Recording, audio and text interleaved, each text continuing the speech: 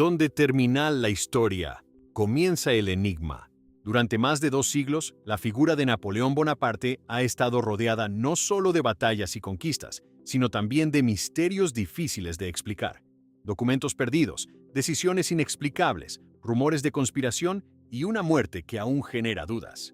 Detrás del emperador que cambió Europa, quedaron preguntas sin respuesta que siguen apareciendo en archivos, memorias y testimonios olvidados. 1. El ascenso inesperado de un joven corso Napoleón Bonaparte nació el 15 de agosto de 1769 en Ajaccio, en la isla de Córcega, apenas un año después de que el territorio pasara oficialmente del control de la República de Génova al dominio de Francia. La isla aún estaba marcada por tensiones políticas, resentimiento hacia las autoridades francesas y un fuerte sentimiento de identidad local. La familia Bonaparte pertenecía a una pequeña nobleza provincial sin grandes riquezas, pero con suficientes conexiones para enviar a su hijo a estudiar al continente. Desde muy joven, Napoleón fue considerado un estudiante reservado, serio y distante.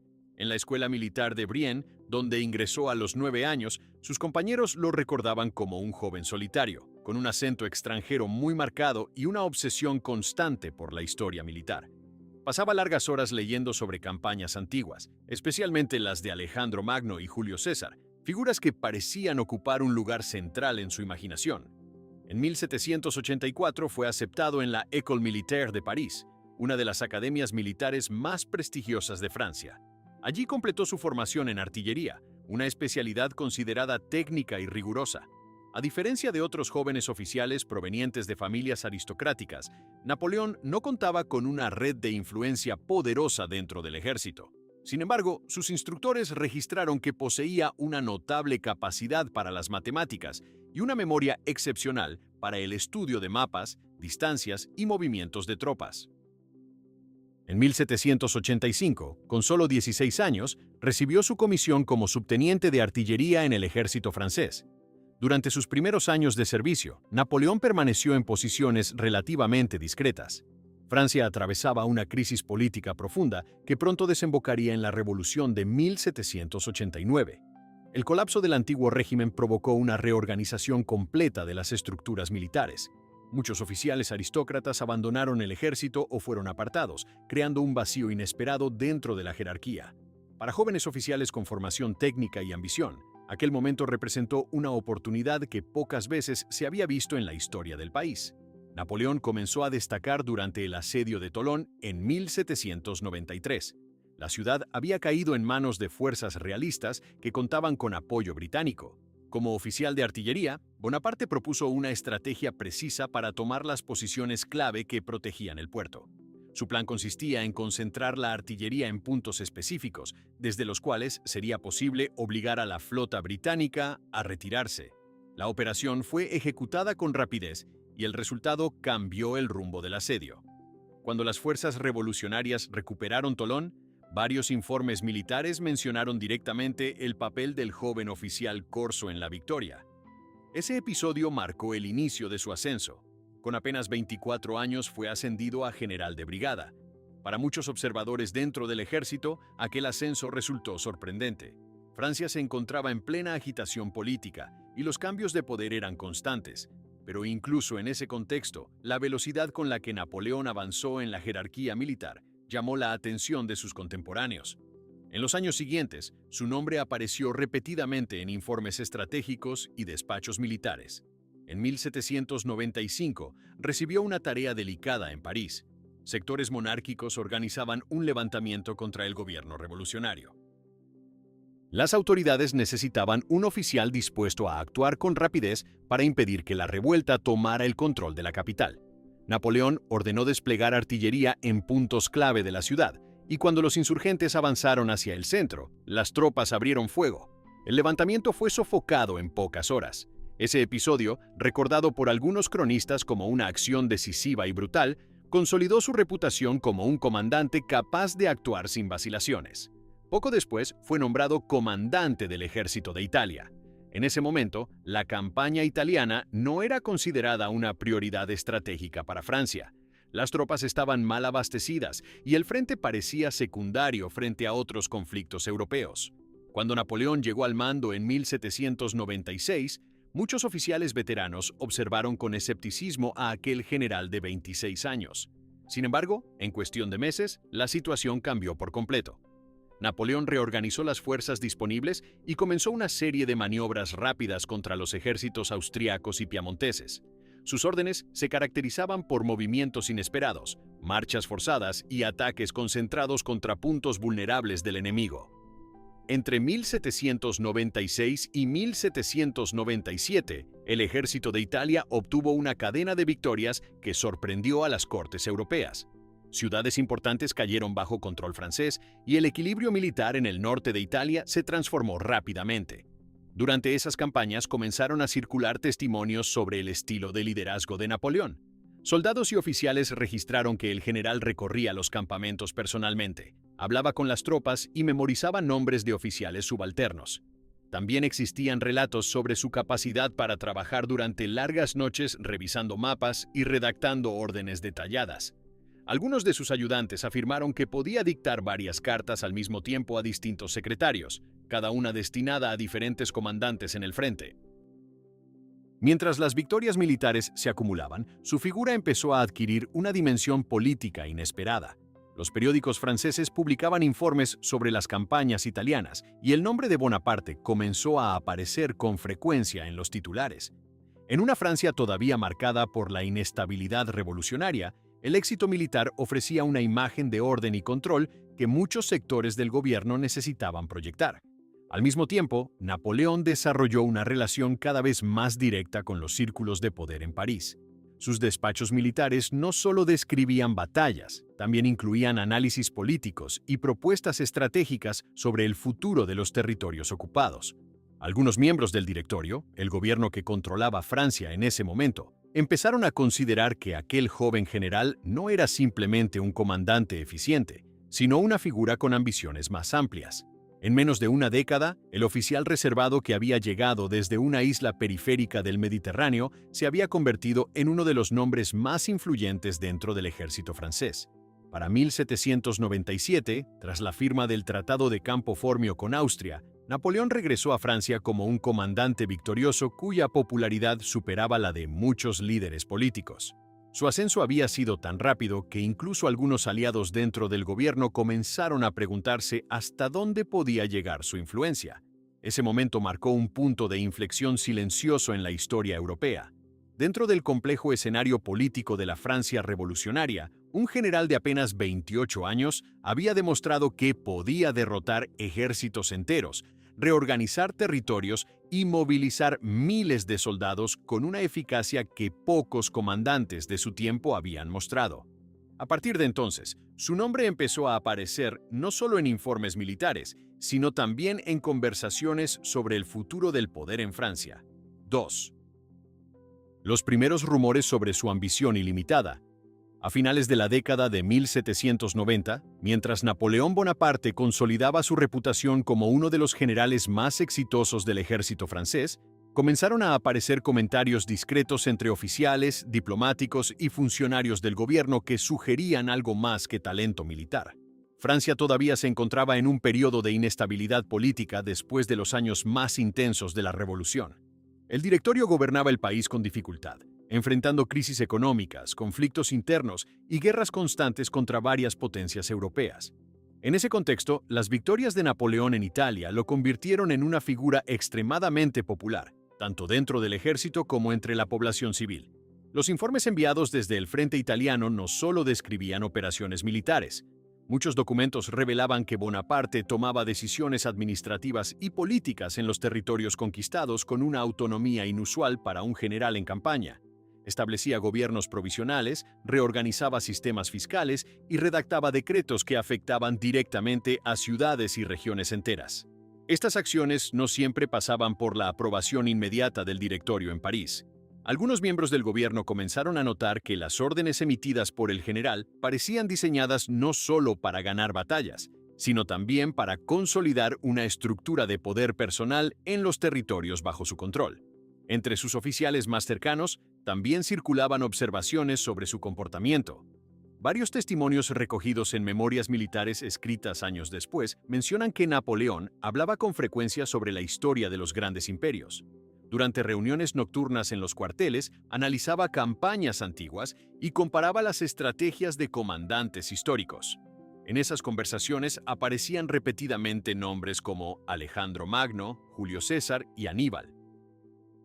Algunos oficiales interpretaron aquellas referencias como simples discusiones académicas. Otros comenzaron a percibir que el joven general parecía verse a sí mismo dentro de esa tradición de conquistadores. El éxito militar reforzó aún más esa percepción. Durante la campaña italiana, Napoleón logró derrotar sucesivamente a ejércitos que en teoría eran superiores en número y recursos. Sus victorias obligaron a Austria a negociar la paz y modificaron el equilibrio político en Europa Central.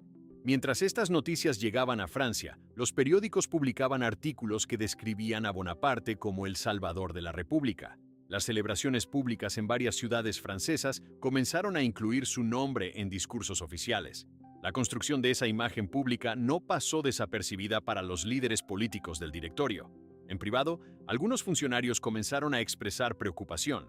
Francia ya había experimentado el ascenso de líderes militares con poder político durante los años más violentos de la Revolución. La figura de un general extremadamente popular, respaldado por un ejército leal y victorioso, representaba un escenario que podía alterar el frágil equilibrio institucional del país. Informes diplomáticos de embajadores extranjeros enviados desde París también reflejaban esa inquietud. Varios observadores europeos escribieron que Napoleón parecía mostrar una confianza inusual en su propio destino político. Durante ese mismo periodo, Bonaparte mantuvo una intensa correspondencia con diferentes figuras influyentes en la capital. Sus cartas no se limitaban a cuestiones militares. En muchos casos incluían reflexiones sobre la situación política de Francia, críticas hacia la debilidad del gobierno y comentarios sobre la necesidad de un liderazgo más firme para estabilizar el país. Algunas de estas cartas fueron archivadas en documentos oficiales y analizadas posteriormente por historiadores. En ellas se observa un tono que mezcla análisis estratégico con una percepción cada vez más clara de su propia importancia dentro del sistema político. Otro elemento que llamó la atención de sus contemporáneos fue su capacidad para controlar la narrativa pública de sus campañas. Durante la guerra en Italia, Napoleón estableció boletines militares que eran enviados regularmente a París. Estos informes describían las victorias francesas con gran detalle y destacaban el papel del comandante en cada operación. Los boletines eran publicados por periódicos y reproducidos en diferentes ciudades. Con el tiempo, se convirtieron en una de las principales fuentes de información sobre la guerra para la población francesa. Algunos miembros del directorio comenzaron a sospechar que estos textos no solo tenían un propósito informativo, sino también propagandístico. Mientras tanto, dentro del propio ejército, la lealtad hacia Bonaparte se fortalecía. Muchos soldados lo veían como el responsable directo de las mejoras en la organización del ejército italiano. Bajo su mando, las tropas recibieron pagos más regulares y acceso a recursos obtenidos en territorios conquistados. Este cambio contribuyó a consolidar una relación de confianza entre el general y sus soldados. Algunos oficiales observaron que esa lealtad personal podía convertirse en un factor político significativo si las circunstancias en Francia continuaban deteriorándose. En 1797, tras la firma del tratado que puso fin a la guerra con Austria, Napoleón regresó brevemente a Francia. Su llegada a París fue recibida con ceremonias oficiales y manifestaciones de entusiasmo popular. Sin embargo, detrás de las celebraciones también existía una atmósfera de cautela entre los líderes del gobierno. El directorio sabía que el prestigio militar del general lo colocaba en una posición de influencia que ningún otro comandante poseía en ese momento. Durante su estancia en la capital, Bonaparte mantuvo reuniones con varios miembros del gobierno, diplomáticos y figuras influyentes de la sociedad parisina. Algunos testigos posteriores afirmaron que en esas conversaciones el general hablaba con notable seguridad sobre el futuro político de Francia. No se presentaba únicamente como un soldado que obedecía órdenes, sino como alguien que entendía los problemas estructurales del país y que podía ofrecer soluciones estratégicas. Poco después de su regreso, el gobierno decidió asignarle una nueva misión lejos de la política interna de París. En 1798 se organizó una expedición militar hacia Egipto, oficialmente destinada a debilitar las rutas comerciales británicas hacia la India. El mando de la operación fue entregado a Napoleón. Para algunos historiadores, esta decisión reflejaba tanto la confianza en su talento militar como el deseo del gobierno de mantenerlo ocupado lejos del centro del poder político. Cuando el general partió hacia el Mediterráneo con su ejército y una gran flota, los rumores sobre sus ambiciones ya circulaban en diferentes círculos políticos y diplomáticos de Europa. Algunos observadores creían que Napoleón simplemente buscaba gloria militar. Otros empezaban a considerar la posibilidad de que sus objetivos fueran mucho más amplios que los de un comandante tradicional dentro del ejército francés. 3. La campaña de Egipto y los secretos que encontró. En mayo de 1798, Napoleón Bonaparte partió de Francia al mando de una de las expediciones más inusuales organizadas por la República. Más de 30.000 soldados, acompañados por cientos de barcos, abandonaron el puerto de Toulon rumbo al Mediterráneo oriental. Oficialmente, el objetivo de la operación era estratégico: debilitar la influencia británica en las rutas comerciales hacia la India. Sin embargo, la expedición incluía algo que no era común en una campaña militar. Junto al ejército viajaban más de 150 científicos, ingenieros, matemáticos, botánicos, arquitectos y estudiosos de la antigüedad. Este grupo, conocido como la Comisión de Ciencias y Artes, tenía la tarea de estudiar el territorio egipcio en todos sus aspectos. Cuando la flota francesa llegó a las costas de Egipto en julio de 1798, el ejército desembarcó cerca de Alejandría y comenzó a avanzar hacia el interior del país. Pocos días después, Napoleón obtuvo una victoria decisiva en la llamada Batalla de las Pirámides, derrotando a las fuerzas mamelucas que controlaban la región. Tras esa victoria, las tropas francesas entraron en El Cairo y establecieron allí el centro de sus operaciones. A partir de ese momento, la expedición comenzó a adquirir un carácter que iba más allá de lo estrictamente militar. Los científicos que acompañaban al ejército iniciaron estudios detallados sobre monumentos, templos, inscripciones y estructuras antiguas. Se realizaron dibujos precisos de edificios que durante siglos habían permanecido poco documentados por exploradores europeos. Las observaciones realizadas durante ese periodo formarían más tarde la base de una obra monumental titulada Description de l'Égypte, una colección de estudios que reveló al mundo occidental muchos aspectos desconocidos de la civilización egipcia. Mientras los estudios avanzaban, Napoleón también mostró un interés particular por los monumentos antiguos. Diversos relatos de oficiales franceses mencionan que el general visitó repetidamente templos y ruinas históricas durante los meses que permaneció en Egipto. Entre los lugares que más atrajeron su atención se encontraba la meseta de Giza, donde se levantaban las grandes pirámides. Uno de los episodios más mencionados en memorias posteriores ocurrió durante una visita nocturna a la Gran Pirámide de Keops. Según varios testimonios escritos años después por miembros de la expedición, Napoleón decidió entrar en la estructura, acompañado solo por unos pocos guías. El recorrido por los pasajes internos condujo al grupo hasta la llamada Cámara del Rey, una sala construida con enormes bloques de granito en el centro del monumento. Algunos relatos indican que el general pidió permanecer solo dentro de la cámara durante un breve periodo de tiempo. Los detalles de ese momento permanecen poco claros. Cuando Napoleón salió de la pirámide, según ciertos testigos, parecía inusualmente silencioso. Un oficial que afirmó haber estado presente escribió en sus memorias que el general fue interrogado por varios compañeros sobre lo que había experimentado dentro del monumento. La respuesta atribuida a Napoleón fue breve.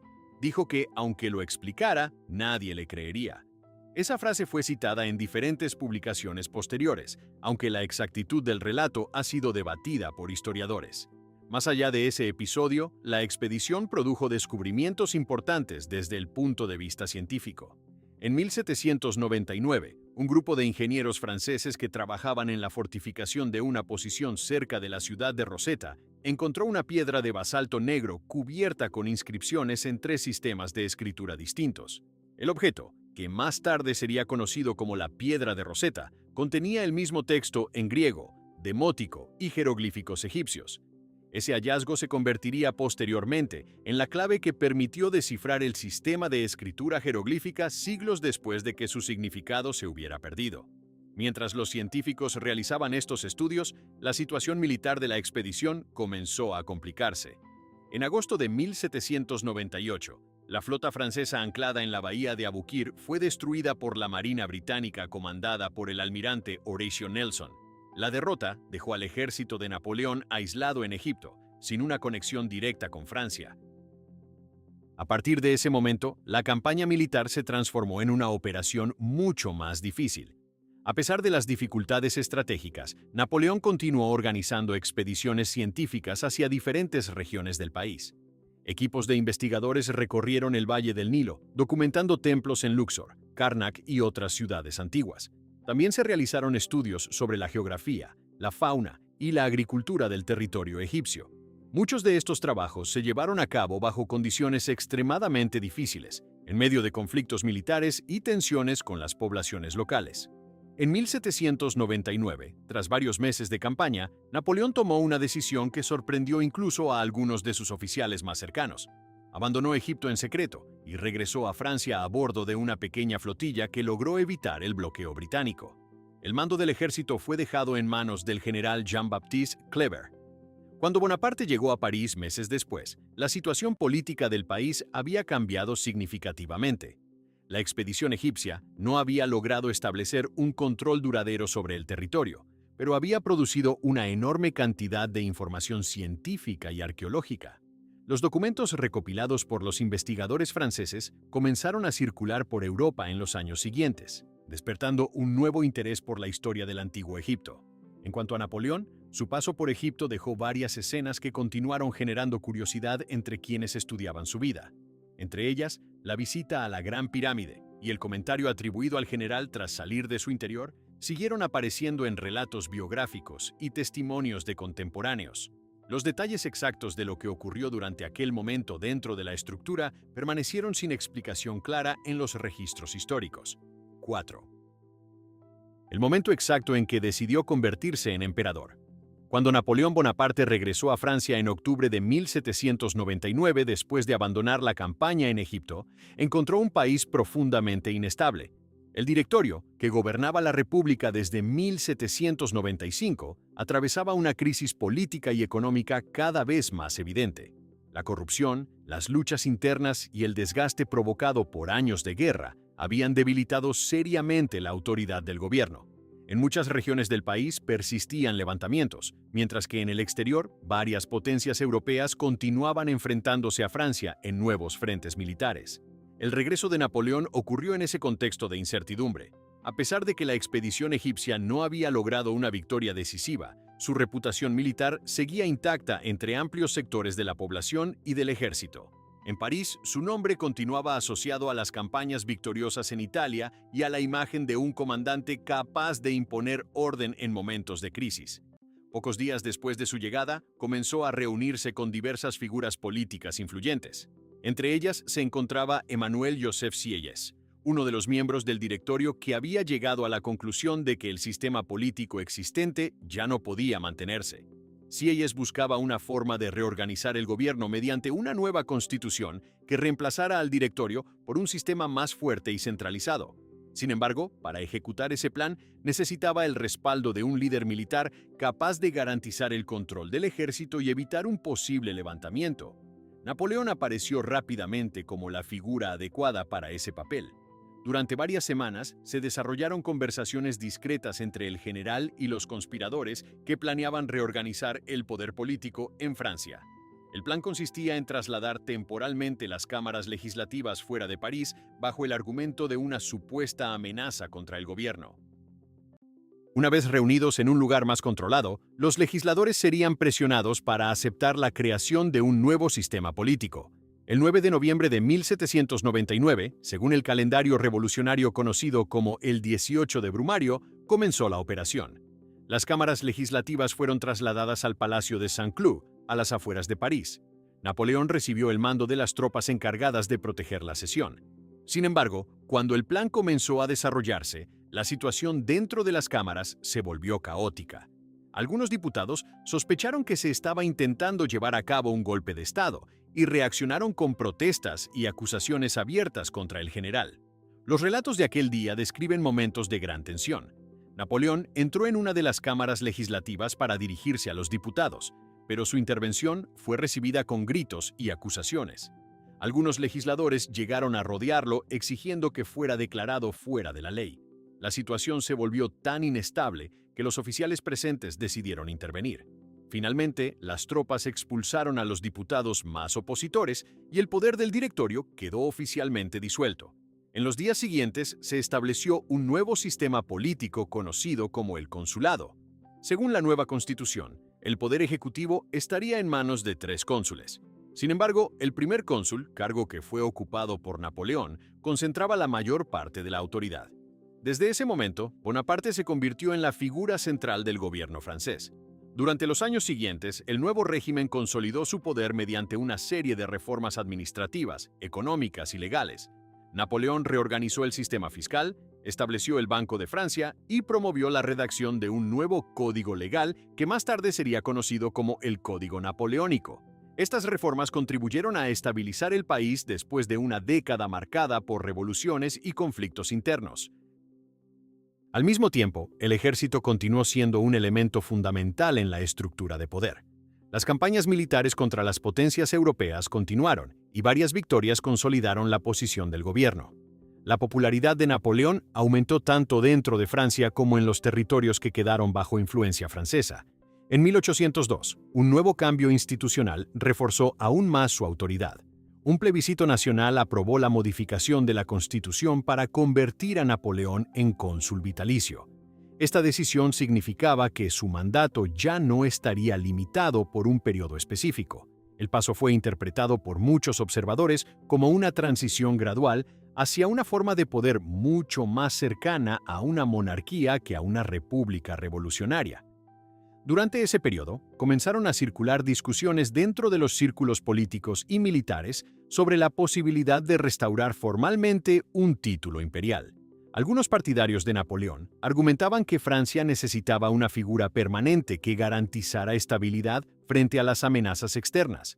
Otros veían la creación de un imperio como una forma de consolidar definitivamente las conquistas obtenidas desde el inicio de la Revolución. En 1804, una serie de eventos aceleró ese proceso. Las autoridades francesas anunciaron haber descubierto un supuesto complot destinado a asesinar a Napoleón y restaurar la monarquía borbónica. Aunque los detalles de esa conspiración fueron objeto de debate posterior, el episodio fue utilizado como argumento para justificar una reorganización definitiva del poder político. Ese mismo año, el Senado francés aprobó una nueva constitución que transformaba el consulado en un imperio. El título de emperador de los franceses fue ofrecido a Napoleón Bonaparte. Poco después, un plebiscito nacional confirmó la decisión mediante votación popular. La ceremonia oficial de coronación se celebró el 2 de diciembre de 1804 en la Catedral de Notre-Dame en París. El evento fue organizado con gran solemnidad y contó con la presencia de representantes de diferentes regiones del imperio. El Papa Pío VII fue invitado a participar en la ceremonia, lo que daba al acto una dimensión religiosa además de política. Sin embargo, el momento más recordado de la ceremonia ocurrió durante el acto central de la coronación. Según numerosos testigos presentes en la catedral, Napoleón tomó la corona con sus propias manos antes de que el Papa pudiera colocarla sobre su cabeza.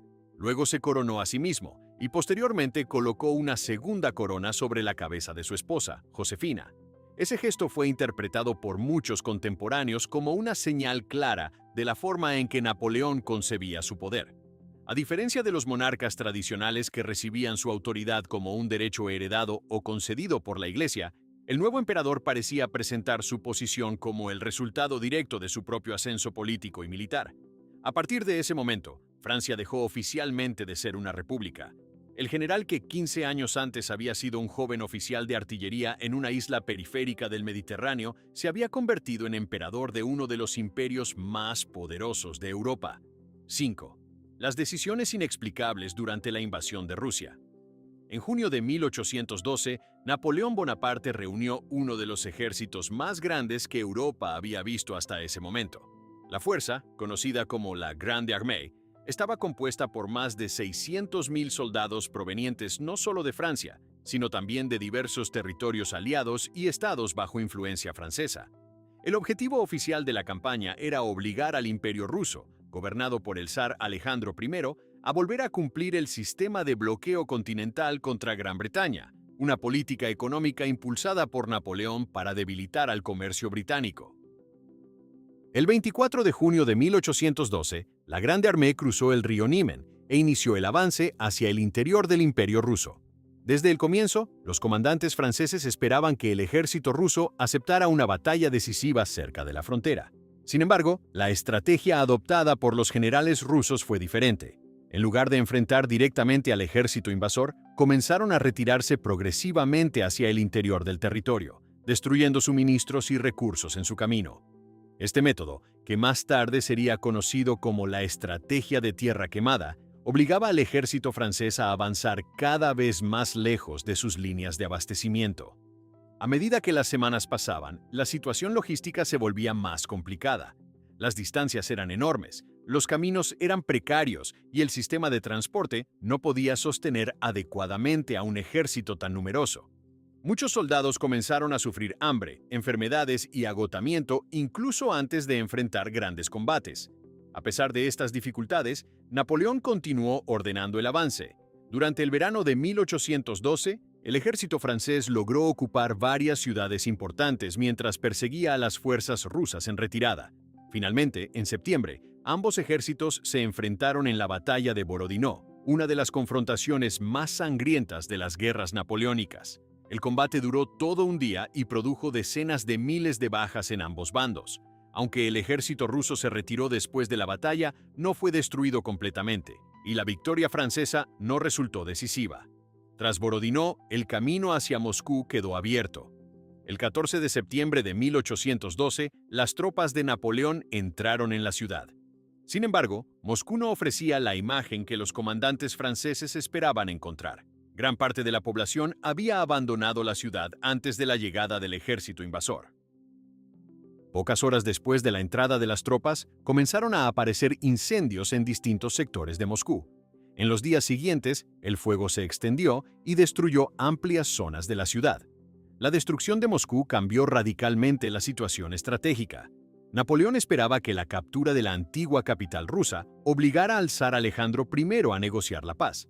Sin embargo, el gobierno ruso no mostró ninguna intención de iniciar conversaciones. Durante varias semanas, el emperador francés permaneció en Moscú esperando una respuesta diplomática que nunca llegó. Ese periodo de espera se convirtió en uno de los episodios más debatidos por historiadores militares. Algunos oficiales franceses registraron en sus diarios que el ejército permaneció en Moscú demasiado tiempo, mientras el invierno se acercaba rápidamente. Las reservas de alimentos comenzaban a escasear, y muchas edificaciones que podían haber servido como refugio habían sido destruidas por los incendios. A finales de octubre, Napoleón finalmente ordenó la retirada. Para ese momento, las temperaturas comenzaban a descender de forma significativa. El ejército inició el largo regreso hacia el oeste, atravesando regiones que ya habían sido devastadas durante la marcha inicial. Las dificultades aumentaron rápidamente. El frío intenso, la falta de suministros y los ataques constantes de las fuerzas rusas y de grupos irregulares comenzaron a reducir drásticamente el número de soldados. Durante la retirada, la estructura original de la Grande Armée empezó a desintegrarse. Las columnas se fragmentaban, muchos soldados abandonaban las formaciones y miles morían por congelación o agotamiento. Las unidades encargadas de proteger la retaguardia enfrentaban ataques continuos mientras intentaban mantener abierto el camino para los sobrevivientes. Uno de los momentos más críticos ocurrió en noviembre de 1812 durante el cruce del río Beresina. Las tropas francesas debían atravesar el río mientras fuerzas rusas intentaban bloquear el paso. Ingenieros militares lograron construir puentes improvisados bajo condiciones extremadamente difíciles. Miles de soldados y civiles lograron cruzar, aunque el episodio dejó enormes pérdidas humanas. Cuando los restos del ejército finalmente regresaron a territorios aliados semanas después, la magnitud del desastre era evidente. De los cientos de miles de soldados que habían iniciado la campaña, solo una fracción logró regresar en condiciones de combate. La invasión de Rusia se convirtió en uno de los mayores fracasos militares de la carrera de Napoleón. A lo largo de los años siguientes, analistas y estrategas militares intentaron comprender las decisiones que llevaron a ese resultado. Entre las cuestiones más discutidas se encontraba la insistencia en avanzar profundamente en territorio ruso a pesar de los problemas logísticos evidentes. También se debatió la decisión de permanecer en Moscú durante semanas, esperando una negociación que nunca ocurrió. Algunos documentos muestran que varios oficiales habían advertido sobre los riesgos de continuar la campaña bajo esas condiciones. Sin embargo, las órdenes de Napoleón mantuvieron el curso original de la operación durante meses. El resultado fue una campaña que transformó el equilibrio militar en Europa. Tras la destrucción de la Grande Armée, varias potencias europeas aprovecharon la debilidad del Imperio francés para reorganizar sus fuerzas y lanzar nuevas ofensivas. En los años siguientes, la coalición formada por diferentes estados logró derrotar a Napoleón en varias campañas consecutivas, lo que eventualmente condujo a su primera abdicación en 1814. La invasión de Rusia permaneció en la historia como uno de los episodios más analizados del periodo napoleónico. Las decisiones tomadas durante aquella campaña continuaron generando debates entre historiadores y estrategas militares durante generaciones posteriores. 6. El exilio en la isla de Santa Elena. Después de la derrota definitiva en la batalla de Waterloo, el 18 de junio de 1815, Napoleón Bonaparte comprendió que su posición en Europa se había vuelto insostenible. Las fuerzas de la Séptima Coalición avanzaban hacia Francia y el apoyo político dentro del país se desmoronaba rápidamente. Pocos días después de la batalla, el emperador abdicó por segunda vez. Durante un breve periodo permaneció en Francia mientras buscaba una forma de abandonar el continente. Su intención inicial era viajar a Estados Unidos, donde esperaba vivir en el exilio lejos de las tensiones políticas europeas. Sin embargo, la situación cambió rápidamente. La Marina británica controlaba gran parte del Atlántico y vigilaba de cerca los puertos franceses. Con el tiempo, Napoleón tomó una decisión inesperada. En julio de 1815, se presentó voluntariamente ante las autoridades británicas a bordo del barco HMS Bellerophon, confiando en que el gobierno británico le permitiría vivir como un ciudadano privado en Inglaterra. En lugar de eso, las autoridades decidieron enviarlo a un lugar mucho más remoto. El destino elegido fue la isla de Santa Elena, un pequeño territorio volcánico ubicado en medio del Océano Atlántico Sur, a miles de kilómetros de cualquier continente. La isla, controlada por el Imperio Británico, se encontraba aproximadamente a 2.000 kilómetros de la costa de África y a más de 3.000 kilómetros de Sudamérica. Debido a su aislamiento geográfico, el gobierno británico consideró que era uno de los lugares más seguros para impedir cualquier intento de escape. Napoleón llegó a Santa Elena en octubre de 1815. La isla era pequeña, montañosa y cubierta por un paisaje abrupto formado por antiguos cráteres volcánicos. El clima variaba entre zonas húmedas y áreas áridas, y la población local estaba compuesta principalmente por colonos británicos, soldados y trabajadores de la Compañía de las Indias Orientales.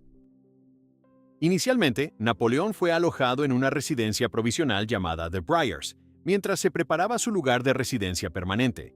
Poco después fue trasladado a Longwood House, una construcción ubicada en una zona elevada de la isla. El edificio había sido originalmente utilizado como granja antes de ser adaptado como residencia. Las condiciones del lugar fueron objeto de numerosas quejas por parte del propio Napoleón y de algunos miembros de su pequeño grupo de acompañantes. El ex emperador no vivía completamente solo. Un reducido grupo de seguidores había sido autorizado a acompañarlo en el exilio.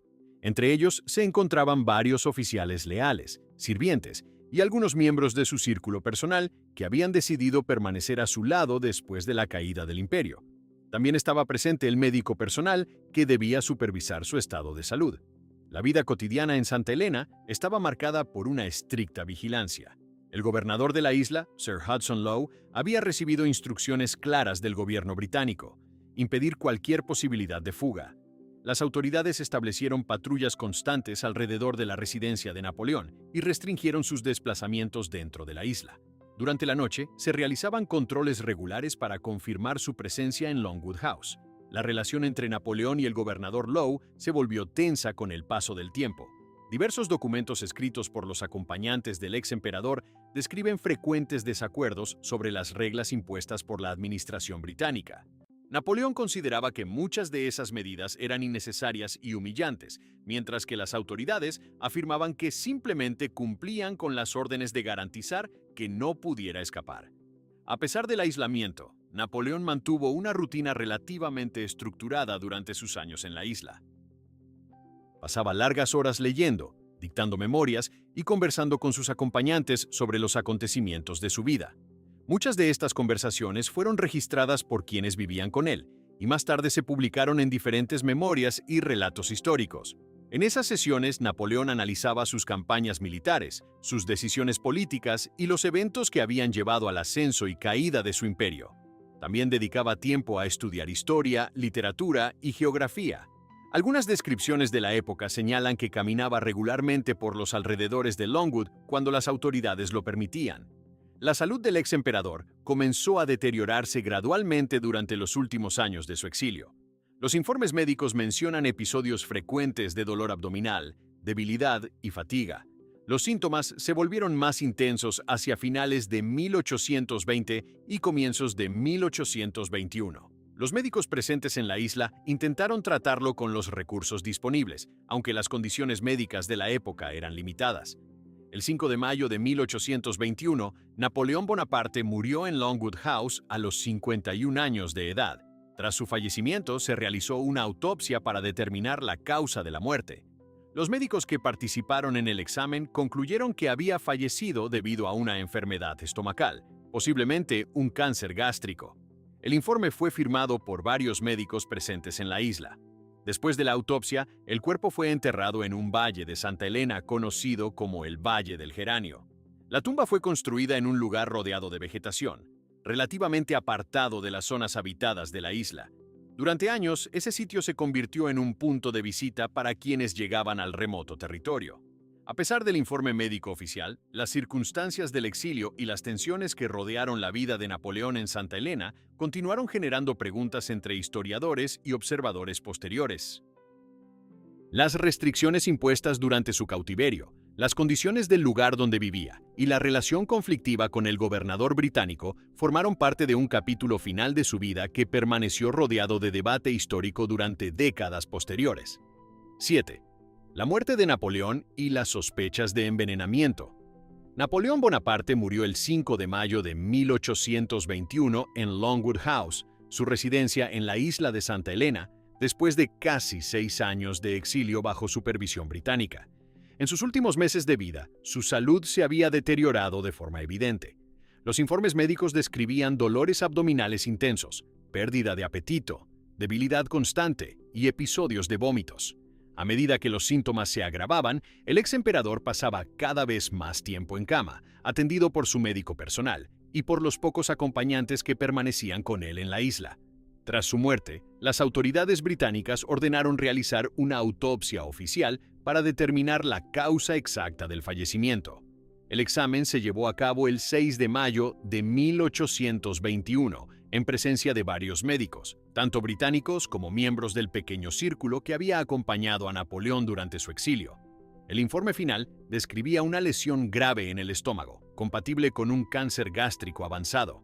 La conclusión coincidía con antecedentes médicos dentro de su familia, ya que su padre, Carlo Bonaparte, también había muerto por una enfermedad estomacal similar décadas antes. Durante muchos años, esa explicación fue aceptada como la causa definitiva de la muerte.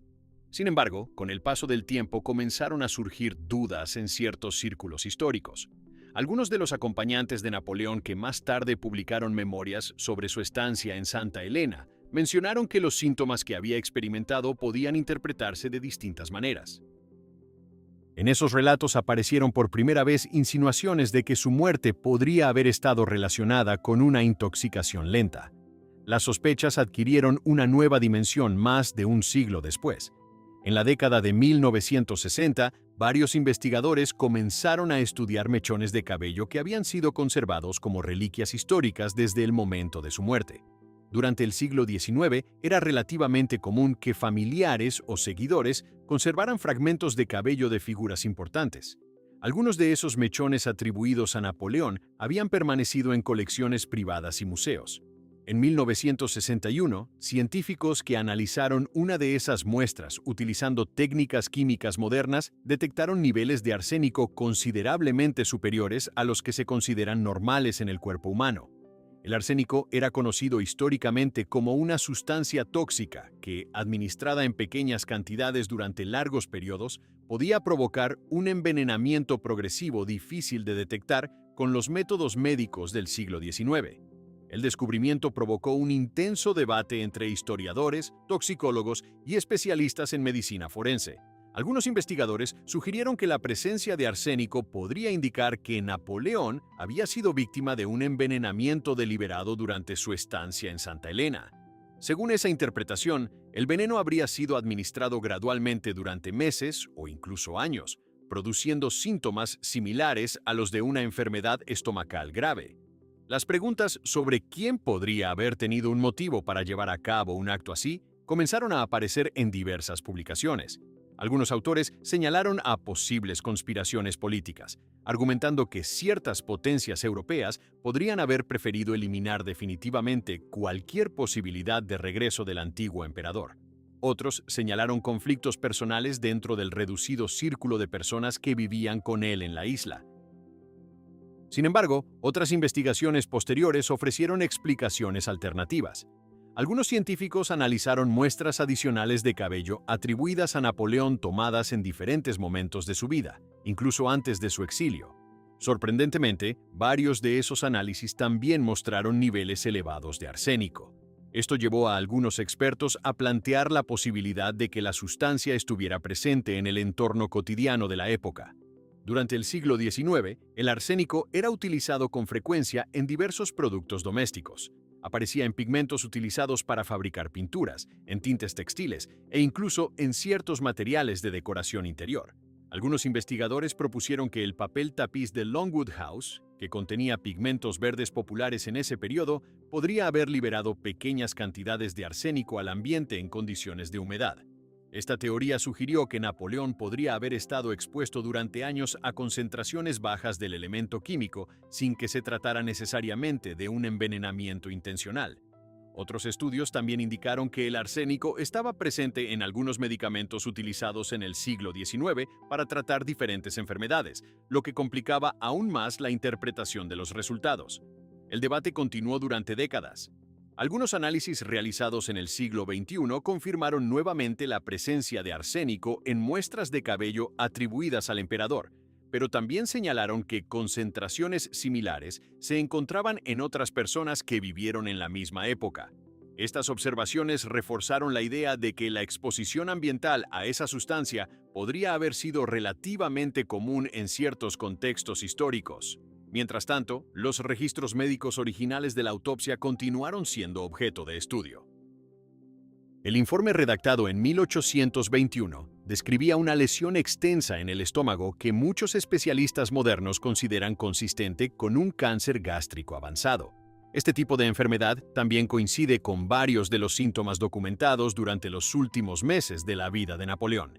A pesar de esas explicaciones médicas, las circunstancias de su muerte siguen siendo discutidas por historiadores y científicos. La combinación de síntomas, los niveles detectados de arsénico y las condiciones particulares de su exilio en una isla remota han mantenido abierta la posibilidad de interpretaciones diferentes. El cuerpo de Napoleón permaneció enterrado en Santa Elena hasta 1840, cuando el gobierno francés organizó una expedición para trasladar sus restos a Francia. El traslado, conocido como el Retour des Cendres, culminó con el entierro definitivo en el Complejo de los Inválidos en París. Desde entonces, su tumba se convirtió en uno de los lugares históricos más visitados del país. A pesar de las investigaciones realizadas durante más de 2 siglos, el debate sobre las verdaderas circunstancias de su muerte continúa apareciendo en estudios históricos, análisis científicos y publicaciones especializadas. La combinación de documentos médicos antiguos y descubrimientos modernos ha mantenido vivo uno de los enigmas más persistentes relacionados con la figura de Napoleón Bonaparte. 2 siglos después de su muerte, Napoleón Bonaparte sigue siendo una figura rodeada de enigmas. Su ascenso, sus decisiones y su final dejaron preguntas que la historia aún no ha podido cerrar completamente. Algunos documentos explican los hechos, otros continúan alimentando el misterio.